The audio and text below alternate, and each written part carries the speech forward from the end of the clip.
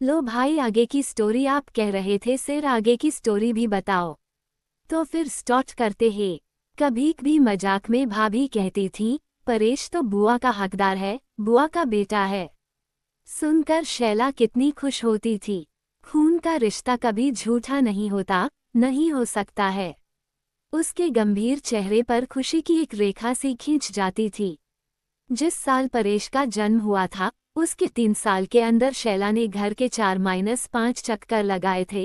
कुछ अनुभवी प्रौढ़ महिलाएं दबी जबान से शैला से हंस हंस कर कहती थीं, दीदी, भतीजा ऐसी जंजीर लेकर पैदा हुआ है जिसका फंदा बुआ के गले में है। जरा सी जंजीर कसी और बुआजी चल पड़ती हैं घर की ओर। अगर अब तक आपने हमारे चैनल को सब्सक्राइब नहीं किया है तो जल्दी से कर ले। और शैला के चेहरे पर आ जाता था गर्वीला ममत्वपूर्ण भाव। वो हल्के से मुस्कुरा कर कहती, बहुत प्यारा है मेरा भतीजा। घर जाती हूँ तो पल्ला पकड़कर पीछे पीछे घूमता रहता है। इस वाक्य के साथ ही शैला एक आनंद मिश्रित तृप्ति का अनुभव करती थी। 3 बरस के बच्चे को उससे कितना प्यार था। जब से परेश बड़ा होकर सफर करने लायक हुआ था, शैला उसे छुट्टियों में लगभग हर वर्ष अपने पास बुला लेती थी और भूल जाती थी कि वह अकेली है। कभी परेश कहता, बुआ जी, आज तो पिक्चर चलना ही है, चाहे जो हो। तब शैला परेश को टाल ना पाती। अब तो परेश पूरे 24 साल का हो गया था। डॉक्टरी के अंतिम वर्ष में था। शैला शुरू से जानती थी कि अगर वह मुंह खोलकर कह देती तो बड़े भैया व भाभी परेश को स्वयं आकर उसके पास छोड़ जाते। पर कहने से पहले जाने क्यों मन के कोने में कहीं एक बात उठती, अपनी गोद तो सुनी थी ही। भाभी से परेश जैसा प्यारा और होनहार बेटा लेकर उसके मन में सूनापन कैसे भर दूं। इधर कई बार वह तैयार होकर आती, भैया से कुछ कहने को। पर जहां बात का आरंभ होता, वह सबके बीच से हटकर स्नानघर में जाकर खूब रो आती। एक बार फिर रजत का वाक्य कानों में गूंज उठता, शैला, कभी बेटा होगा तो उसे ऐसा अव्वल दर्जे का सर्जन बनाऊंगा कि बाल चीर कर 2 टुकड़े कर देगा। कल्पना में ही दोनों जाने कितने नाम दे चुके थे अपने अजन्मे बेटे को। उन्हीं नामों में से एक नाम परेश भी था। ये शैला के सिवा कोई नहीं जानता था। पर शैला के ये सब सपने तो रजत की मृत्यु के साथ ही टूट गए थे। भाभी को जब बेटा हुआ था तब अस्पताल में ही भरे गले, भारी मन से अतीत के घावों को भुलाकर शैला मुस्कुराते चेहरे से भतीजे का नाम रखाई थी, परेश। आज 4 वर्ष बाद शैला घर आई तो परेश में बड़े परिवर्तन पा रही थी। कुछ आधुनिकता का प्रभाव, कुछ बदलते समय को जानते हुए भी शैला ने परेश पर अपना वही अधिकार और अपनी पसंद के अनुसार परेश को ढालने के प्रयासों में कोई कमी न की। लंबा चौड़ा, खूबसूरत युवक के रूप में परेश शैला को स्टेशन लेने आया तो बस हाय बुआ कहकर उसके हाथ से सूटकेस ले लिया। भविष्य की कल्पना में खोई शैला को परेश का वह व्यवहार कहीं भीतर तक साल गया। कार पर बैठते ही बोली, क्यों रे परेश, अब ऐसा आधुनिक हो गया कि बुआ के पैर तक छूना भूल गया। देख तो घर पहुंचकर तेरी क्या खबर लेती हूँ। और शैला अधिकारपूर्ण अपनत्व की गरिमा से खिलखिलाकर हंस पड़ी थी। पर शायद वह परेश के चेहरे पर आते जाते भावों को देख न पाई थी। 15 दिन की छुट्टी पर आई थी शैला इस बार। भैया भाभी हर खुशी उसे देने को उतावले नजर आते थे। माता पिता थके हुए पर संतुष्ट मालूम होते थे। शैला दिन भर माता पिता के साथ बगीचे में बैठकर, कभी पीछे नौकरों के क्वार्टरों में जाकर बूढ़े माली, चौकीदार, महाराज सब का हाल पूछती, तो कभी परेश से घंटों बातें करती। परेश पास बैठता था, पर शाम होते ही अजीब सी बेचैनी महसूस करता और किसी न किसी बहाने वहां से उठ जाता था। जाने से 5 दिन पहले यूं ही घूमते घूमते शैला परेश के कमरे में पहुंच गई। पढ़ने की मेज पर तमाम किताबों, कागजों के बीच सिगरेट के अधजले टुकड़ों से भरी एस्ट्रे थी। उसके नीचे एक मुड़ा रंगीन कागज रखा था। शैला ने उसे यूं ही उत्सुकतावश उठा लिया। पत्र था किसी के नाम। लिखा था, सोनाली, तुम्हें मैं कितना चाहता हूँ, शायद मुझे अब ये लिखने की कोई जरूरत नहीं। मैं जानता हूँ, मेरे उत्तर न देने पर तुम कितना नाराज होगी।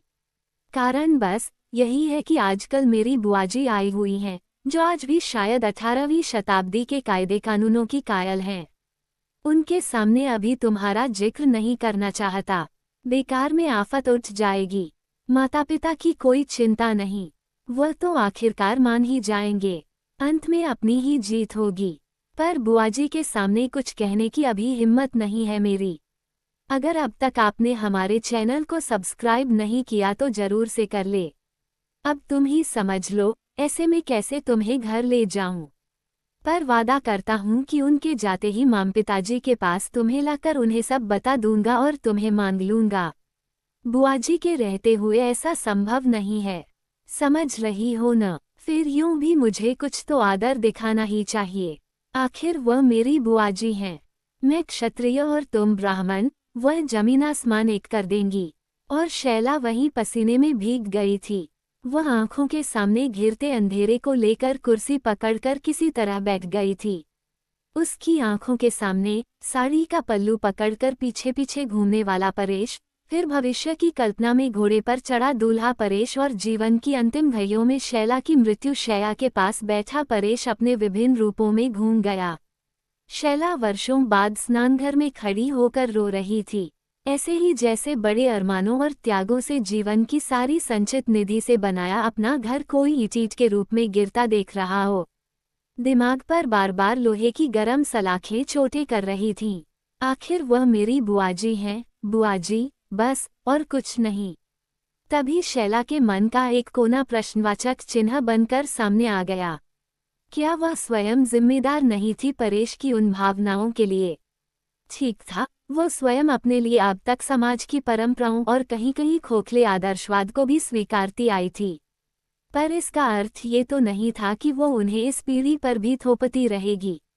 क्यों वह इतनी उम्मीदें रखती थी परेश से? क्या हुआ जो वह आधुनिक ढंग से पहनता घूमता था? शैला अब सोचती थी कि शायद उसका उन छोटी छोटी बातों को गंभीर रूप देना ही उसे परेश से इतना दूर ले आया था। वह क्यों नहीं सोचती थी कि समाज बहुत आगे आ चुका है। ब्राह्मण क्षत्रिय जैसे जातीय भेदभाव को सोचना क्या शैला जैसी पढ़ी लिखी, अच्छे संस्कारों में पली बड़ी स्त्री को शोभा देता था?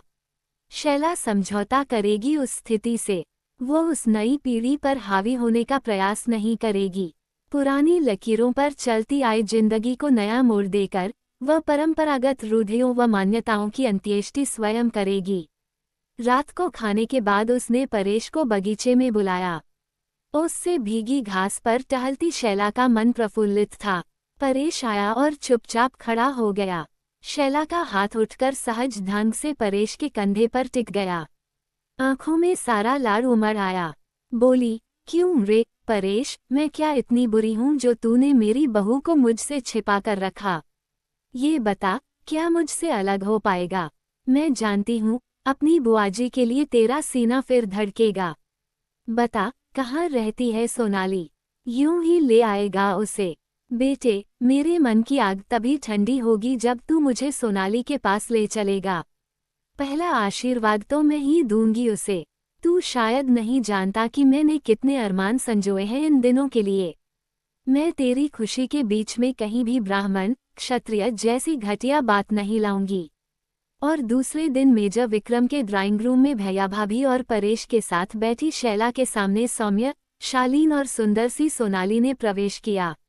उसकी मां ने उसे भाभी के सामने करते हुए उनके पैर छूने को कहा ही था कि भाभी ने सोनाली को बड़े प्यार से पकड़कर शैला की तरफ करते हुए कहा, इनका आशीर्वाद पहले लो। भले ही मैंने परेश को जन्म दिया है, पर बेटा तो ये बुआ का ही है। और शैला की आंखों से खुशी की ज्यादती से बहती आंसुओं की धारा उसके बरसों से जलते दिल को शीतलता देती चली गई। परेश ने अपने पुराने दुलार भरे भाव से शैला को पकड़ते हुए इतना ही कहा, बुआ जी, आशीर्वाद दो कि तुम्हारे और अपने सब स्वप्न साकार कर सकूं। शैला की सारी उदासी छिटक कर कहीं दूर जाने लगी और दूर होते होते उसकी छाया तक विलीन हो गई। वह देख रही थी, उसकी कल्पना में मृतक पतिड़ा रजत की धुंधली छाया उभर आई। वह मुस्कुरा रहे थे, शायद कह भी रहे थे। आगे की स्टोरी सुनने के लिए हमारे चैनल को सब्सक्राइब करें और इस स्टोरी से आप क्या सीखे कमेंट में जरूर से बताएं।